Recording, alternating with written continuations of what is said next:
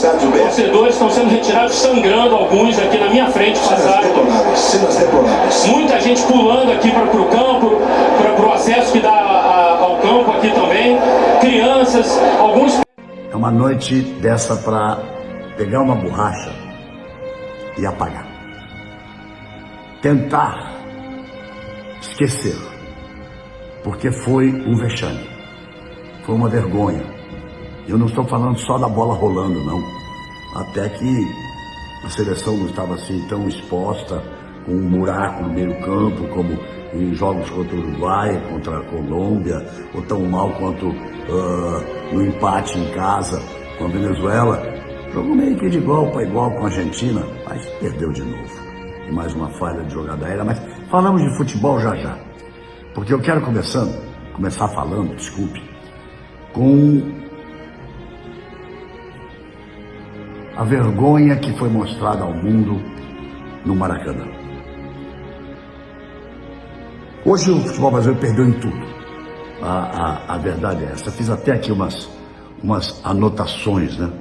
A vergonha do que aconteceu antes do jogo, a briga generalizada, as torcidas se enfrentando e depois chega a violência absurda, inexplicável da polícia do Rio de Janeiro agredindo torcedores. Tá bom, estavam brigando, mas foi uma coisa horrível de se ver o que aconteceu. E a culpa vai para onde?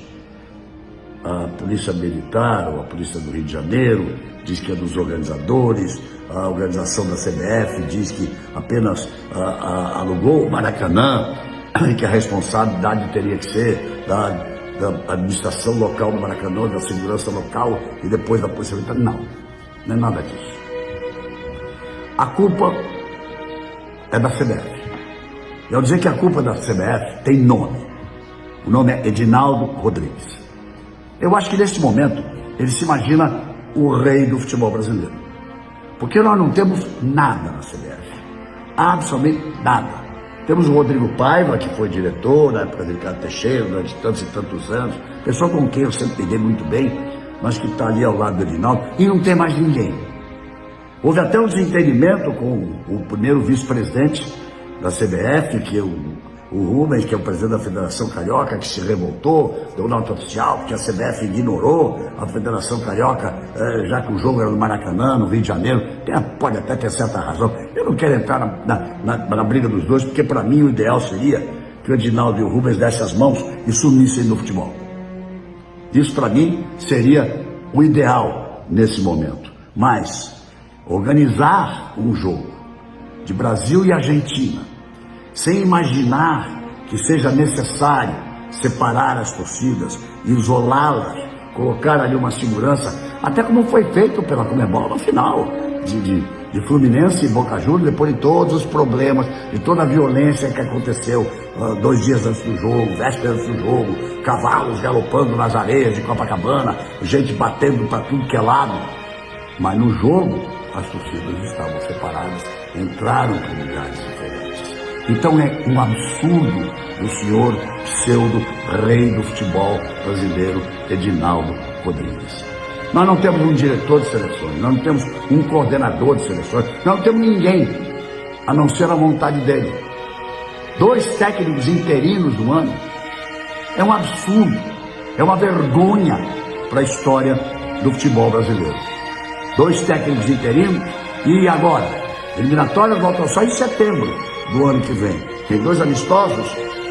Queríamos tanto esses amistosos importantes, agora contra a Inglaterra e contra a Espanha, na Inglaterra e na Espanha, no mês de março, e aí vem a Copa América em junho.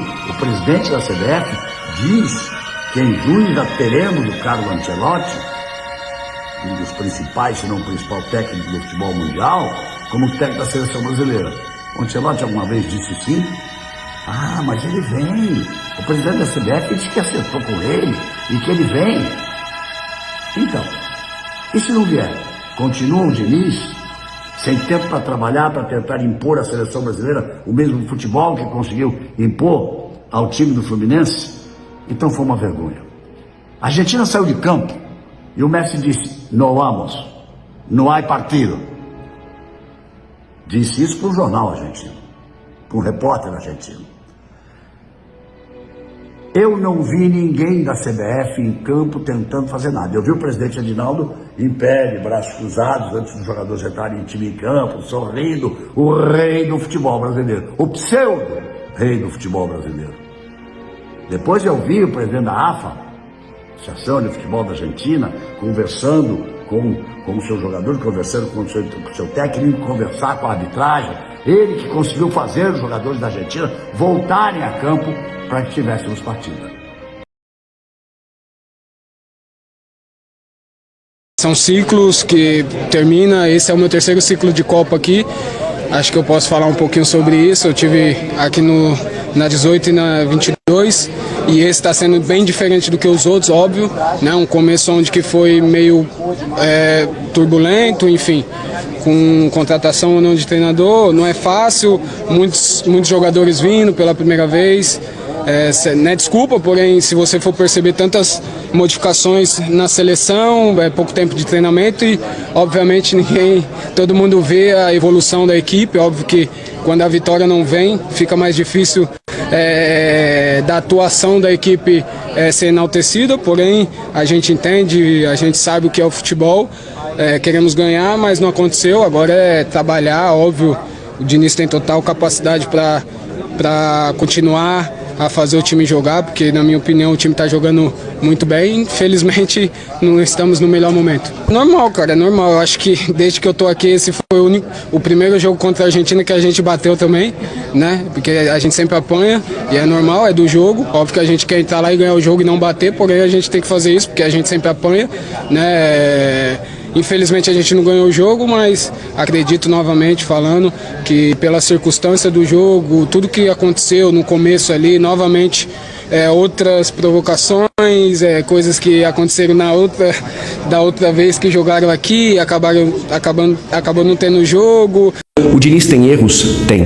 O Diniz tem os seus equívocos e as suas responsabilidades? Tem. Não acho que seja pelo que muita gente fala sobre os dois volantes. Acho que o esquema tático do Brasil se portou bem diante de uma seleção que morde muito, que compete muito como a seleção argentina e que faz o seu jogo. Mas aí cometemos o erro capital, né, de uma bola parada deixar o Otamendi subir daquele tamanho, daquela altura e cabecear numa altura que o Alisson jamais poderia pegar. A gente perde por 1-0 para a seleção da Argentina, emenda a terceira vitória seguida, algo que nunca aconteceu. Nunca havíamos perdido em casa uma partida de eliminatórias. Realmente são vexames em cima de vexames. E eu sei que muito vai se colocar na conta do Fernando Diniz, que, repito, tem suas responsabilidades. Vai se colocar na conta desses jogadores jovens que talvez a geração seja fraca, que eu não concordo também. Vamos comparar com o último ciclo. Eu não estou aqui para babar ovo de nenhum treinador ou para fazer elogios exagerados, mas vamos comparar com o trabalho que o Tite fez na seleção brasileira. O Brasil sobrava nas eliminatórias, né? E mesmo assim estava ruim. E mesmo assim a gente não gostava. E era a mesma geração. Mas ali tinha constância, tinha método, tinha uma comissão técnica que observava jogadores no mundo inteiro, tinha análise, tinha tudo correspondendo à análise de jogadores e números e bases e dados. Sabe o que a CBF fez com o trabalho que o Tite fez em 1,5 ciclo, em 6 anos de CBF? Quando eu falo Tite, eu falo toda a sua comissão técnica. Rasgou, triturou e botou no lixo.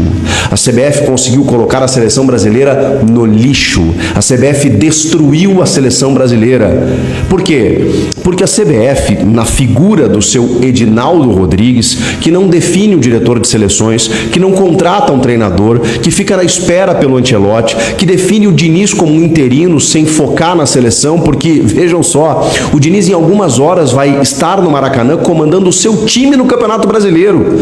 Eu não chamo isso nem de várzea, porque isso é um desrespeito aos campeonatos de várzea no Brasil, que são muito mais organizados do que essa entidade moribunda e falida como a CBF.